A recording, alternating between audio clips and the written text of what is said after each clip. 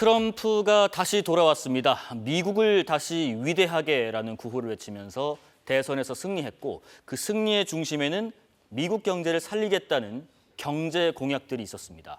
모든 나라에 관세를 매기겠다. 또 제조업을 미국으로 돌아오게 하겠다. 반도체 칩스법 등 다른 나라의 기업에 대한 지원을 없애겠다. 이 모두 우리 경제에도 직격탄을 주는 내용들일 수 있습니다. 지금부터는 더 강력해진 트럼프 2기, 우리 경제에 미칠 영향을 조목조목 짚어보겠습니다.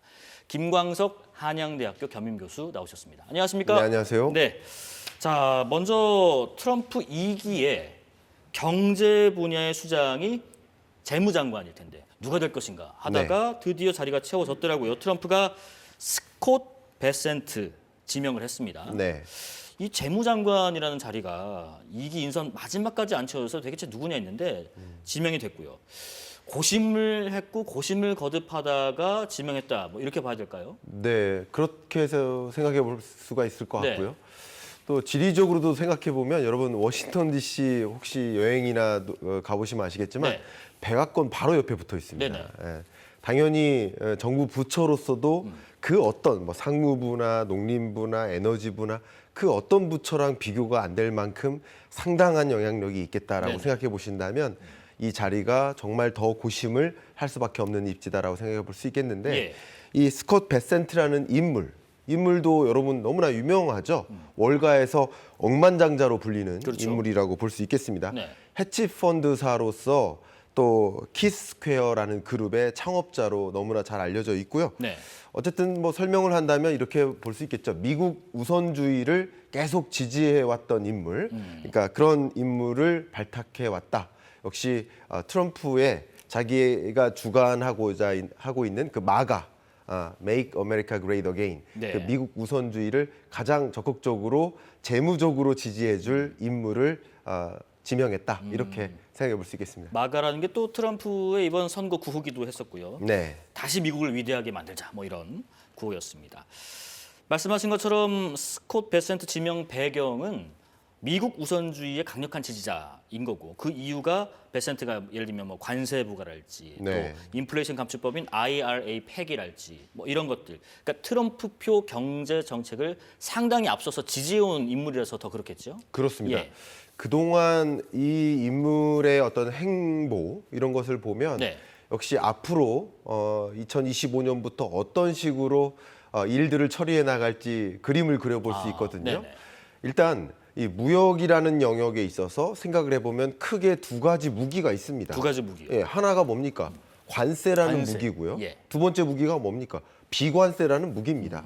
그러면 트럼프는 어떤 무기를 좋아합니까? 관세라는 관세. 무기를 좋아하는 예. 거고요. 바이든은요, 비관세라는 무기를 좋아합니다. 그 비관세라는 무기 뭐였습니까? IRA, 칩스법과 같은 이런 무기를 좋아했던 거라고 볼 수 있겠습니다. 예. 근데 지금 이 신임 트럼프 1기 재무장관은 바로 관세를 지지했습니다. 이 자료 보시면 기고문에서 한번 읽어보도록 하겠습니다. 네. 미국 가정과 기업의 생활 수준 향상을 위해 관세의 힘 이것을 사용하는 것을 두려워해서는 안 된다. 예. 관세의 힘을 굉장히 강조했던 인물입니다. 반대로 이런 기고문을 볼 수 있습니다. 반도체 제조 공장 투자로 미국 경제 경쟁력이 약화된다. 이게 무슨 얘기냐면 예. 관세를 도입하는 것은 미국 경제를 오히려 더 강하게 한다. 왜냐하면 관세를 올림으로써 세계 많은 첨단 산업들을 미국으로 불러올 수 있다라는 네네. 것을 지지해 본 것이라고 볼 수 있겠고요. 네. 반면 이 비관세는 IRA나 칩스법과 같은 이런 바이든식 비관세 장벽들은 오히려 보조금을 주는 것이다. 미국 국민들의 많은 세금을 왜 다른 나라들의 기업에게 보조금을 주냐 반대 의사를 표명한 것이라고 볼 수 있겠죠. 예. 이런 것들을 생각해 본다면 향후 트럼프 재임 기간 동안 어떤 식으로 살림을 꾸려 나갈 것인가 방향성을 좀 그려볼 수 있겠다고 볼 수 네. 있겠습니다. 그러면 그 강도가 어느 정도 될까 싶은데요. 예를 들면 트럼프가 대선 과정에서 그런 얘기를 했습니다. 그러니까 미국의 것을 도둑질해간 나라들에게 10에서 20%의 관세를 부과할 것이라고 예고를 했었고요. 네. 더군다나 중국에는 60%, 그보다 더 높을 수도 있다. 이렇게 이미 압박을 하고 있는데 실제 취임을 하게 되면 네. 어느 정도의 강도와 또 속도를 좀 예상해 볼 수 있을까요? 저의 예상은 예. 트럼프의 발언만큼은 아니다. 아, 라고 여러분께 의견을 드려보도록 하겠습니다. 네네. 물론 트럼프가 2025년에 실제 취임을 하게 되면 어떤 식으로 실제 정책을 이행해 나갈지 그 누구도 알 수 없습니다. 네네. 산업연구원도 역시 KDI도 그 부분에 대한 불확실성은 너무나 크게 남아있다. 누구도 종잡을 수 없다라고 실제 평가하고 있고 저도 각 부문장들과 소통을 해봤지만 역시 그건 불확실성이다. 그러나 추론을 해보는 겁니다. 추론을 해본다면 이렇게 말씀드리겠습니다. 예. 먼저 일기 때 네. 2017년에 트럼프가 시작됐을 때 당장 관세 전쟁을 시작했을까? 아닙니다. 2017년에는 관세 인상을 하지 않았습니다. 2018년부터 관세 인상을 시작했습니다. 예. 그러니까 관세 인상을 시작하는 것은 2025년부터 바로 적용할 것인가? 그렇게는 생각이 안 되고요. 2026년부터 시작되지 않을까라고 조심스럽게 의견을 드립니다. 네네. 두 번째, 그러면 관세를 당장 중국의 주요 품목에 대해서 60%, 네. 100% 바로 부과할 것인가? 또 그렇게 생각은 안 되고요. 점진적으로 관세를 끌어올릴 것이다라고 생각을 하고 있습니다. 예, 예. 또 세 번째, 중요한 것은 어떤 품목에 대해서 모든 품목에 대해서 다 관세를 부과하는 것이 아니라 관세라는 것은 다른 나라 제품으로부터 수입을 안 받도록 함으로써 그렇죠. 우리나라 제품을 보호하는 거죠. 보호하겠다라는 것입니다. 네네. 그리고 관세를 다 부과해버리면 수입 물가가 부담이 되기 때문에 트럼프가 그토록 좋아하는 고물가가 약이 되니까 금리 인하를 못해요. 맞습니다. 그러니까 금리 인하를 유도하기 위해서라도 물가 안정을 유인시켜야 됩니다. 그렇기 때문에 관세를 대대적으로 도입하기가 어려울 겁니다. 그렇기 때문에 25년에 관세 인상이 어렵지 않을까 생각도 되는 것이고 네네. 모든 품목에 할 수가 없는 것이고 특히 도둑질에 간 그런 국가들 그리고 주요 도둑이 되는 그런 품목들 아까 네. 말씀하신 네. 주로 이제 자동차라든가 예. 철강이라든가 좀 경쟁이 될 만한 품목에 국한해서 먼저 좀 관세를 높게 부과하고 점진적으로 관세를 올려나갈 것이다. 마지막 네 번째 네. 시나리오는요. 이 관세를 올리겠다라는 것은 어쩌면 협상의 카드로서 좀 제시하는 것이다. 아. 내가 관세를 이렇게 올릴 것이니까 너네 미리 공장 미국에 지어 네네. 라는 압력의 카드로서 제시하는 가능성도 굉장히 높다라고 평가 내리고 있습니다. 자, 이게 되게 포괄적인 얘기를 좀 들어봤는데 네. 다른 나라 얘기도 들어봤고요. 우리나라 얘기 좀 해볼까 싶어요. 네. 우리 경제 산업은 어떤 영향을 받을까? 네. 지금 국책연구기관인 산업연구원이 어제 발표한 자료가 있는데 같이 한번 보면서 말씀 나눠볼게요.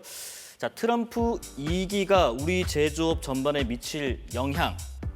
자, 지금은 한국의 대미국 무역수지 흑자 추이를 보고 계시고요. 자, 부정적이라는 답변이 63.5%, 긍정적이라는 답변이 뭐 5.6%. 그중에 이 철강 분야 지금 나오고 있죠. 네. 철강 분야가 가장 큰 타격을 받을 것이다. 이런 얘기가 나오는데 네. 왜 여러 가지 분야에서도 철강 분야가 더 큰 타격을 받을까 궁금합니다. 네, 일단 우리나라가 미국으로 예. 수출하는 이 철강 생각을 해보면 우리나라의 10% 정도의 철강 수출이 미국으로 가고 있습니다. 10%가요. 예. 네. 그리고 미국은 이미부터 자국의 철강 또 이 철강 수출에 대해서 쿼터제를 적용하고 있습니다. 네네. 이 쿼터제라는 것은 아까 관세를 높게 부과함으로써 다른 나라 철강을 수출하지 못하도록 막을 거야라는 관세라는 카드가 있겠지만 네네. 쿼터제는 이만큼까지만 수출을 허용할 거야. 제한을 두는 거죠. 예, 네. 이 이상은 수출을 아예 안 받을 거야. 그러니까 쿼터제도 굉장히 무섭습니다. 네네. 그러면 지금까지 흘러갔던 이 시장을 생각해 보면 어떤 모습이냐면 이건 굉장히 중요합니다. 자동차 공장을 자꾸 미국에 줬어요. 예. 자동차 외에도 각종 산업들을 미국의 공장을 위치시켰습니다. IRA나 칩스법 이런 것들 때문에. 네. 그러니까 결국 지금 우리나라에서 혹은 중국에서 그밖에 다른 나라에서 자동차를 완성하느라고 그 나라의 철강이나 각종 원자재 부품을 수출했다면 이제 미국의 철강을 수출해야 되는 수출해야 격이에요. 자동차를 거기서 완성하려면. 예, 예. 근데 이제 자동차 공장을 미국에 두었는데 철강에 대해서 쿼터제를 더 높게 부과하면 이제 철광은 수출도 못하니까 어떻게 됩니까? 철강도 역시 공장을 현지에 철강 그렇죠. 공장을 지어야 되는 예. 상황이 되는 겁니다. 근데 철강 같은 경우는 굉장히 어렵습니다. 그러니까 예. 다른 어떤 자동차나 반도체나 이런 영역도 공장을 현지에 생산하는 방식도 어렵겠지만 소위 용광로를 새롭게 짓는 그러니까 것은 생산 라인 자체가 굉장히 어려운 굉장히 좀 크고 어렵잖아요. 네, 네. 조선이나 네. 철강과 같은 이 기간 산업에 해당되는 것은 이 공장 자체를 옮기는 것 이 자체가 굉장한 부담이고 그만큼 생산량을 다른 나라에 옮긴다. 그러면 그만큼 우리나라 안에서는 대량 생산 체제가 안 된다는 것을 뜻하죠. 그렇죠. 그런 여러 가지 면에서 고민이 많을 수 있겠다라고 판단해 볼 수 있겠습니다. 그다음에 잠깐 언급하셨지만은 철강 다음으로 위축될 것으로 우려되는 업종이 자동차였거든요. 네. 근데 이 자동차가 앞서 여러 가지 설명해 주셨지만은 IRA 폐지와도 맞물려 있다. 이건 어떤 연관관계가 있는 건가요? 네, 그러니까 많은 자동차 기업들이 그밖에 여러 IRA 보조금을 받기 위해서 미국 현지에 공장을 지었었던 정말 많은 기업들, 네. 그 기업들 중에 하나가 또 우리나라 자동차 기업들입니다. 근데 그 보조금 축소 의사결정에 가장 큰 걱정을 많이 겪고 있고요. 네네. 또 미국 이 트럼프 대통령 당선인이 가장 중요한 파트너로서 삼고 있는 인물이 누구예요? 일론 머스크잖아요. 그렇죠. 그럼 일론 머스크 또 트럼프 대통령이 유망 산업으로서 꼽고 있는 게 또 자율주행차. 그러면 또 역시 잘 생각해 보시면 전기차를 싫어하는 게 아닙니다. 예, 예. 다른 나라 전기차를 싫어하는 겁니다. 아, 네. 그러니까 결국 자동차 산업을 다른 나라 자동차 산업을 배제하기 위한 큰 그림을 그리고 있기 때문에 이게 마치 미국 우선주의로서 해외 자동차 산업을 배제시키고 보조금을 축소하는 그런 움직임 속에서 우리나라 자동차 산업도 상당히 그동안 공장 이만큼이나 지었는데 보조금 축소되는 거 아니야? 그리고 자동차 수출해봤자 보조금 축소되는 거 아니야? 전기차 생산 라인 늘렸는데 그럼 어떡하지? 이런 여러 가지 고충들이 많이 녹아져 있다라고 의견을 드리겠습니다. 네. 그러면 또 하나 있잖아요. 우리가 철강, 자동차, 네. 반도체. 네. 반도체는 어떻게 전망하십니까? 네, 반도체 같은 예. 경우 또 녹록치가 않습니다. 일단 한 가지 TSMC 같은 경우는 바이든 행정부 기간 동안 예. 받기로 했던 보조금을 보조금. 확약받았습니다. 그렇습니다. 예, 연내 보조금을 다 받기로. 근데 미국 현지 법인이죠. 예. 인텔 같은 경우도 보조금이 축소되는 상황에 놓여 있습니다. 그러면 삼성전자, SK SK 하이닉스는 하이닉스는 어떻게 되나요? 어떻게 될까 굉장히 걱정이 되는데 그 받기로 한 보조금이 64억 달러 삼성전자가 SK 하이닉스가 4억 5천만 달러 정도 되는데 현재는 잠정 합의 상황이고요.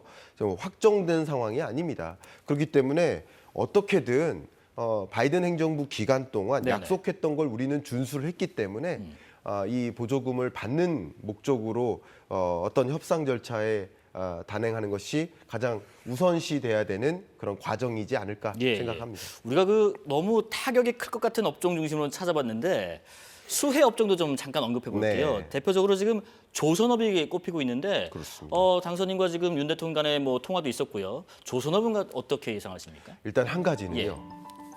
미국 이 트럼프 대통령의 굉장히 강한 그 행보가 세계 각국에게 방위비 분담금 더 내라. 네. 그리고 왜 미국이 경찰적 지위를 계속 유지하냐. 이 얘기는 뭐예요? 세계 각국이 국방비를 예산을 더 올려잡아라. 그럼 이미 미국이 세계 방위 산업에서 막강한 비중을 차지하고 있으니 기회가 많을 것이다라고 보는 거예요. 예. 근데 다만 아쉬운 것은 해군이라는 영역에서 이 군함에 있어서 이 국방력은 좋으나 해군, 이 군함, 이 배를 건조할 만한 능력은 이미 사라졌습니다. 미국이 그렇죠. 1%밖에 안 돼요. 예, 예. 그러니까 한국과 좀 협조를 구하고자 하는 것. 또 한 가지는 이 MRO라고 합니다. 예. 메인터너스 그리고 리페어 이게 고치는 거예요. 이렇게 미국 군함이 있다 그러면 그것을 유지하고 보수하고 하는 것들도 한국이 잘한다라고 판단하고 있기 후속 때문에 군수 지원 같은 거. 그렇습니다. 그런 것도 많이 서비스를 이제 용역으로 제공해달라라는 것이고요. 그 다음 한 가지는요. 예. 미국이 적극적으로 에너지를 더 많이 생산하겠다. 우리 기후변화 대응 필요 없다. 그러니까 에너지를 더 많이 공급하겠다. 셰일가스, 셰일오일. 예. 그럼 이제 앞으로 뭐 하겠다는 겁니까? 더 많이 수출을 하는 수출국이 되겠다. 그렇죠. 그럼 뭐가 필요할까요? LNG선 또 유조선. 그러네요. 그런 면에 있어서도 한국과 좀 적극적으로 협조를 구한다라는 입장이라고 여러분 이해하시면 도움이 되겠습니다. 경제 안보 측면에서 이게 조선업이 우리와 손잡을 만한 여지가 상당히 크다 이런 말씀이신 것 같고요. 자, 그럼 마지막으로요. 업종별로 좀 세밀하게 들어봤는데 종합적으로 우리가 트럼프 행정부를 한번 겪어봤잖아요. 네. 반드시 이것만은 우리가 2기 때 알고 있어야 한다, 대비해야 된다. 어떤 게 포인트일까요? 저는 트럼프라는 인물됨을 이렇게 한 글자로 표현하고 싶습니다. 한 글자로요? 협상가. 네. 그럼 협상가와 협상을 할 때 우리는 무엇을 쥐고 있어야 될까? 네. 우리만의 카드가 필요하다. 가장 대표적인 예가 바로 조선업입니다. 그러니까 우리만의 기술력, 우리만의 어떤 특정 산업에서 절대 우위 이런 것을 쥐고 있다면 협상의 과정에서 우리가 유리한 방향으로 이끌 부분들이 분명히 있다라고 생각을 해볼 수가 있고 절대적인 기술력, 절대적인 어떤 특정 산업에서의 절대 우위 이런 것을 충분히 확보하는 그런 어떤 구조적인 노력들 이런 것들도 정말 경주하듯이 노력한다면 트럼프 2기 때도 우리가 비록 굉장히 강한 소용돌이가 앞에 닥칠지라도 그 안에서 우리가 나름대로 끌어올 수 있는 협상의 딜을 유리하게 가져올 수 있는 부분들도 없지 않아 있을 것이다라고 의견을 드리고 싶습니다. 물론 이제 뭐 정부 대 정부로 대화를 하고 협상을 하겠지만은 그 상황에서 이 트럼프 행정부라는 아주 특이점, 말씀하신 것처럼 협상의 어떤 카드를 우리가 뭘 제시할 수 있고 그렇습니다. 받을 수 있느냐 네. 이런 부분들을 상당히 깊게 네. 생각해볼 필요가 있다는 그런 말씀이신 것 같네요. 자, 여기까지 말씀을 들어보겠습니다. 자, 트럼프 2기 경제 전망 김광석 한양대학교 겸임 교수와 말씀 나눴습니다. 고맙습니다. 감사합니다.